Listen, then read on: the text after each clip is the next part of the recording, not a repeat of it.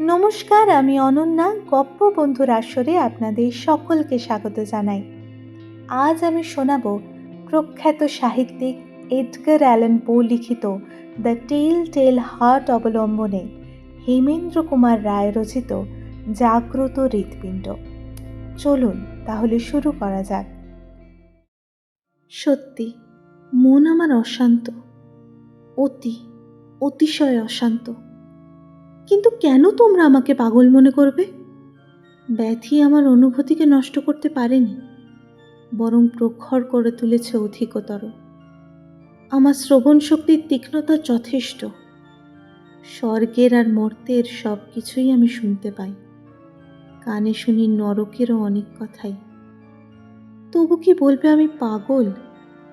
শোনো, কেমন শান্তভাবে গুছিয়ে গুছিয়ে আমার কথা বলবো তোমাদের কাছে। আমার মগজে এমন কথা জাগলো কেন, তার কারণ নির্দেশ করা অসম্ভব। কিন্তু কল্পনাটা আমাকে ভূতের মতো পেয়ে বসেছিল। কিবা রাত্রি, কিবা দিন। উদ্দেশ্য ছিল না কিছুই, ছিল না কোনো ক্রোধের উত্তেজনা। বুড়োকে আমি ভালোই বাসতুম।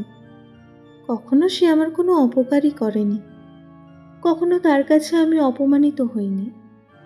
তার টাকা কড়ির ওপরেও আমার কোনো লোভ ছিল না।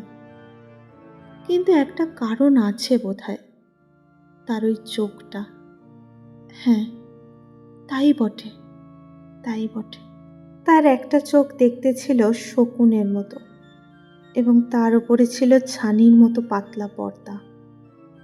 সেই চোখটা দিয়ে যখন সে তাকিয়ে দেখতো আমার পানে, তখন যেন জল হয়ে যেত আমার বুকের রক্ত। ক্রমে সেটা হয়ে উঠত অসহনীয়। মনে মনে আমি স্থির করে ফেললুম, বুড়োকে মেরে একেবারে ঘুচিয়ে দেব ওই চোখের ঝঞ্ঝাট। কারণ আর কিছুই নয়, তোমরা আমাকে পাগল ভাবছ। কিন্তু তখন আমাকে দেখলেই বুঝতে পারতে যে কত দিকে নজর রেখে কত সাবধানে আমি কাজ হাসিল করেছি, কত বড় চালাকের মতো। হত্যাকাণ্ডের 1 সপ্তাহ আগে থেকেই বুড়োর সঙ্গে কি মিষ্টি ব্যবহারই করেছি। আমরা এক বাসাতেই থাকতুম। প্রতিদিন ঠিক রাত দুপুরে তার ঘরের দরজা ঠেলে খুলতুম। কিন্তু কত যে ধীরে ধীরে, তার কহতব্য নয়। দরজা অল্প একটু ফাঁক করে প্রথমে আস্তে আস্তে গলিয়ে দিতুম কেবল আমার মাথাটা। সমস্ত মুখখানা ঘরের ভেতরে নিয়ে যেতে আমার সময় লাগতো ছাড়া 1 ঘন্টা। পাগল কখনো এত সাবধান হতে পারে? আমার হাতে থাকতো একটা চোরা লণ্ঠন। দরজার কাছে দাঁড়িয়েই লণ্ঠনের খুব ছোট্ট এক ফালি আলো খুলে ফেলতুম বুড়ো সেই শকুন চোখের ওপরে। কিন্তু উপরে উপরে 7-7টা রাত এই কাণ্ড করেও সেই শকুন চোখটাকে খোলা অবস্থায় পেলুম না। চোখটা বন্ধ থাকলে আমি কাজ করি কেমন করে? হতাশ হয়েও আমার কিন্তু বুড়োর ওপরে একটুও রাগ হতো না। খাপ্পা হয়ে উঠতুম কেবল সেই অপয়া চোখটারই ওপরে। কেন সে বন্ধ হয়ে থাকে, কেন? রোজ সকালেই আবার যেতুম বুড়োর ঘরে। এমন ভালো মানুষটি সেজে তার সঙ্গে মন খুলে গল্প করতুম আর মন রাখা কথা কইতুম। ঘুণাক্ষরেও সে সন্দেহ করতে পারিনি যে প্রতি রাতে ঘরে ঢুকে আমি তাকে দেখি ঘুমন্ত অবস্থায়। তারপর 8ম রাত্রি। সেদিন হয়েছিলাম আমি আরও বেশি সাবধান। এমন ধীরে ধীরে ঘরের মধ্যে ঢুকেছিলাম যে ঘড়ির মিনিটের কাঁটার গতিও ততটা মন্থর হতে পারে না। একটু একটু করে এগিয়ে যাচ্ছি, পা মাটিতে পড়ছে কি জানি না। তবু বুঝি বুড়ো শুনতে পেলে সে যেন হঠাৎ ধরফর করে জেগে উঠল। ভাবছ তখনই আমি পালিয়ে এলুম? মোটেই না। ঘরের ভেতরে কালো পিচের মতো অন্ধকার। ঠান্ডা লাগবার ভয়ে সব জানলা বন্ধ। বুড়ো ফাঁক করা দরজাটা দেখতে পেল না। আমি চোরা লণ্ঠনের টিনের দরজাটা খুলি খুলি করছি। বুড়ো হঠাৎ সশব্দে বিছানার উপর উঠে বসে সচমকে বললে, কে কে ওখানে? আমি চুপ। প্রায় ঘণ্টাখানেক সেইখানেই স্থির হয়ে দাঁড়িয়ে রইল। বুড়ো নিঃসাড়। আবার শুয়ে পড়ল বলেও মনে হলো না। বোধহয় সে বসে বসে কান পেতে শুনছে। তারপরেই বুড়ো গোঁ গোঁ শব্দ করে উঠল। সে হচ্ছে দারুণ আতঙ্কের শব্দ। তা দুঃখ বা যাতনার ধ্বনি নয়। মানুষ মারাত্মক ভয় পেলেই চাপা গলায় এমন আর্তনাদ করে, এবং সে ধ্বনি আসে একেবারে অন্তরাত্মার ভেতর থেকেই। আমি ও ধ্বনিকে ভালো করেই জানি। বহু রাত্রে, ঠিক মধ্যরাত্রে, সারা পৃথিবী যখন ঘুমন্ত, আমার আতঙ্কগ্রস্ত অন্তরাত্মার ভেতর থেকে ঠিক ওই রকমই আর্তধ্বনি ও ভয়াবহ প্রতিধ্বনি শুনতে পেয়েছি। আমি শুনতে পেয়েছি। হ্যাঁ, ও ধ্বনিকে আমি খুব চিনি। বুড়োর মনের ভাব বুঝতে আমার বিলম্ব হলো না। কিছু একটা শব্দ শুনে সেই যে জেগে উঠেছে, এখনো আর ঘুমোতে পারেনি। বেড়ে উঠছে, ক্রমেই বেড়ে উঠছে তার আতঙ্ক। যা শুনেছি ভুল শুনেছি, এই বলে সে নিজের মনকে প্রবোধ দেওয়ার চেষ্টা করছে, কিন্তু পারছে না। কখনো ভাবছে বোধহয় বাতাসের শব্দ, নয়তো ইঁদুরেরা চলাফেরা করছে, হয়তো বা কোথা থেকে একটা ঝিঝি পোকা ডেকে উঠেছে। কিন্তু বৃথা, বৃথা। কোনো যুক্তিতেই সে মনকে বোঝাতে পারছে না। তা পারবে কেন? মৃত্যু যে তার শিয়রে এসে দাঁড়িয়েছে, কালো ছায়াপাত করেছে তার মনের ভিতরে। তাই ঘরের ভিতরে যদিও সে কিছু দেখতে পাচ্ছে না, কিছু শুনতে পাচ্ছে না, তবু সে অনুভব করতে পারে আমার উপস্থিতি। বহুক্ষণ অপেক্ষা করার পরও যখন দেখলুম আজ রাত্রে বুড়োর চোখে ঘুম আসা অসম্ভব, তখন স্থির করলুম চোরা লণ্ঠনের টিন সরিয়ে এক ফালি আলো বাইরে ফেলে দেখা যাক ব্যাপারটা কি দাঁড়ায়। তাই করলুম, কিন্তু কত কত চুপি চুপি যে করলুম, তোমরা তা আন্দাজ করতে পারবে না। বাইরে বেরিয়ে এলো এক গাছের লতা তন্তুর মতো সূক্ষ্ম আলোক রেখা, এবং সেই আলোককণা গিয়ে পড়ল একেবারে বুড়োর শকুন চোখের উপরেই। চোখটা আজ আর বন্ধ নয়, ড্যাব ড্যাব করে তাকিয়ে আছে। সঙ্গে সঙ্গে খাপ্পা হয়ে উঠলুম আমি। সেই ছানির মতো পর্দা পড়া বিশ্রী শকুন চোখ, যা দেখলেই আমার দেহের অস্থি মজ্জার ভেতর দিয়ে বয়ে যায় কনকনে তুষারস্রোত। বুড়োর মুখ বা দেহের কিছুই আমি দেখতে পাচ্ছিলুম না, কিন্তু আলো গিয়ে পড়েছে যথাস্থানে। সেই সময় আমার কানে এলো একটা শব্দ, একটা নিম্ন চাপা দ্রুত ধ্বনি। ঘড়িকে তুলো দিয়ে ঢেকে রাখলে যেমন শব্দ হয়, ও শব্দও আমার অজানা নয়। ও হচ্ছে বুড়োর হৃৎপিণ্ডের তুপতুপুনি।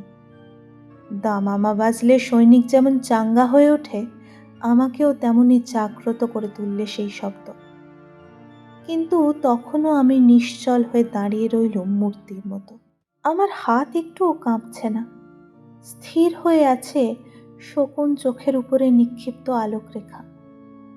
ইতিমধ্যে হৃৎপিণ্ডের সেই দুপদুপ শব্দ বেড়ে উঠেছে ক্রমে ক্রমে।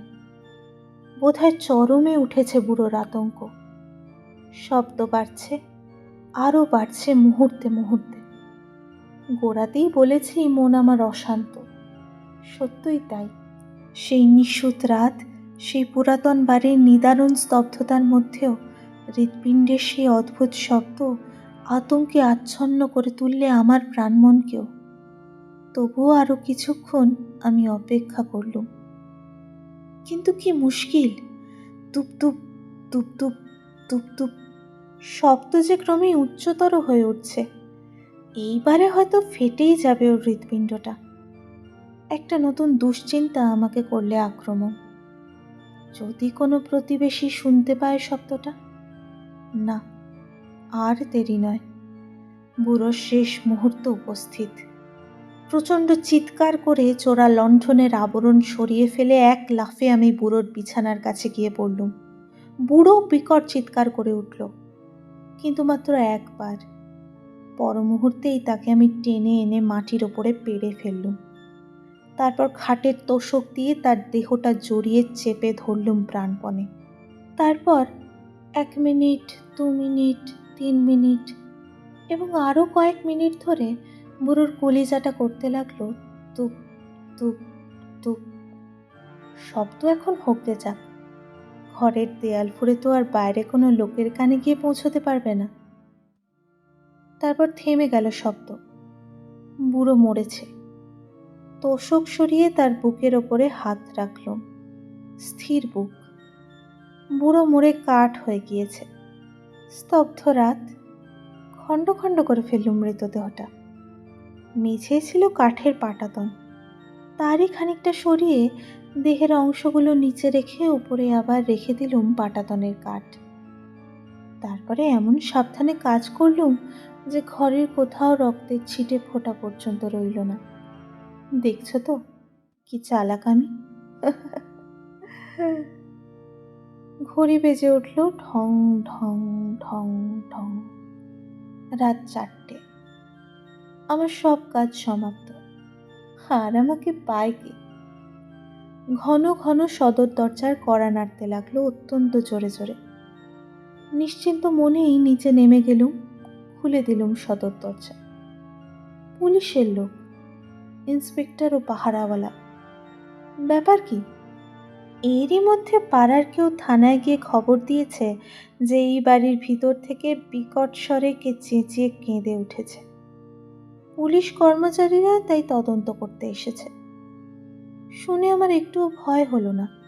হাসতে হাসতে বলল, দুঃস্বপ্ন দেখে আমি ঘুমের ঘোরে চেঁচিয়ে উঠেছিলাম। এ বাসায় একজন বৃদ্ধও থাকেন না? আগে হ্যাঁ, কিন্তু কি কারণে তিনি আজ মফস্বলে গিয়েছেন? বাড়ির ভিতরটা আমরা একবার দেখতে চাই। অনায়াসেই দেখতে পারেন, আসুন আমার সঙ্গে। এই পথে। নির্ভয়ে তাদের নিয়ে গেলুম একেবারে বুড়োর ঘরে। ঘরের চারদিক তন্ন তন্ন করে খুঁজতে বললুম। ঘরে কিছু চুরি যায়নি বা তছনছ হয়নি, সেদিকেও তাদের দৃষ্টি আকর্ষণ করলুম। নিজের হাতে চেয়ার টেনে নিয়ে এসে তাদের সামনে এগিয়ে দিলুম এবং পাটাতনের নিচে যেখানে বুড়োর খণ্ড বিখণ্ড দেহ আছে ঠিক তারই উপরে একখানা চেয়ার নিয়ে এসে আমিও বসে পড়লুম। আমার হাব ভাব ব্যবহার নিশ্চয়ই তাদের কাছে সন্তোষজনক বলে মনে হলো। তারা বসে বসে যে প্রশ্নই করে আমি চটপট তার জবাব দিই। তারপর তাদের প্রশ্ন করা বন্ধ হলো বটে, তবু সেইখানে বসে বসে তারা গল্প করতে লাগলো। কিন্তু এইবারে আমার মনে হতে লাগলো লোকগুলো এখান থেকে বিদায় হলেই বাঁচি। আমার কানের ভেতরে জেগে উঠল একটা শব্দ। ক্রমেই শব্দটা স্পষ্ট হয়ে উঠছে। তার কথা ভোলবার জন্য আমি তরবর করে কথা কইতে লাগলো, তবু শব্দটা থামে না। পুলিশের লোকগুলোও নড়ে না। অবশেষে বুঝতে পারলুম যে শব্দটার উৎপত্তি আমার কানের ভেতরে নয়। আমার মুখ যে বিবর্ণ হয়ে গেল তাতে আর সন্দেহ নেই। মনের ভাব ঢাকবার জন্যে মুখে যতই জোরে কথা কই ততই উচ্চতর হয়ে ওঠে শব্দটা। সে এক নিম্ন চাপা দ্রুত ধ্বনি। ঘড়িকে তুলো দিয়ে ঢেকে রাখলে যেমন শব্দ হয়, রুদ্ধ হয়ে আসতে লাগলো আমার শ্বাস প্রশ্বাস। কিন্তু তবু পুলিশের লোকগুলো সে শব্দ শুনতে পেলে না। শব্দ বাড়ছে, বাড়ছে, বাড়ছে। আমি উত্তেজিতভাবে হাত পা নেড়ে যাতা কথা বলতে শুরু করলুম। শব্দ তবু বাড়তে থাকে। ও আপদগুলো কি আজ আর বিদায় হবে না? হা ভগবান, কি করি, কি করি? ক্রমে আমি যেন পাগলের মতো হয়ে উঠলুম। কোথা থেকে আসছে ওই হৃৎপিণ্ডের দুপদুপ শব্দ? দুপদুপুনি বেড়ে ওঠে জোরে জোরে, আরো জোরে। লোকগুলো তখনও বসে বসে গল্প করে হাসি মুখে। নিশ্চয়ই ওরা শব্দটা শুনতে পেয়েছে। নিশ্চয়ই ওরা আমাকে সন্দেহ করছে। নিশ্চয়ই ওরা আমার আতঙ্কগ্রস্ত মুখ দেখে ব্যঙ্গ করছে মনে মনে। যা হওয়ার হোক, এ যন্ত্রণা সহ্য করা অসম্ভব। আর আমি সইতে পারছি না ওদের ওই কপট হাসি। আমি হয় ভীষণ চিৎকার করে উঠব, নয় এই মুহূর্তে মারা পড়ব। ওই শোনো, আবার আবার সেই শব্দ, জোরে, আরো জোরে, আরো জোরে, আরো আরো জোরে।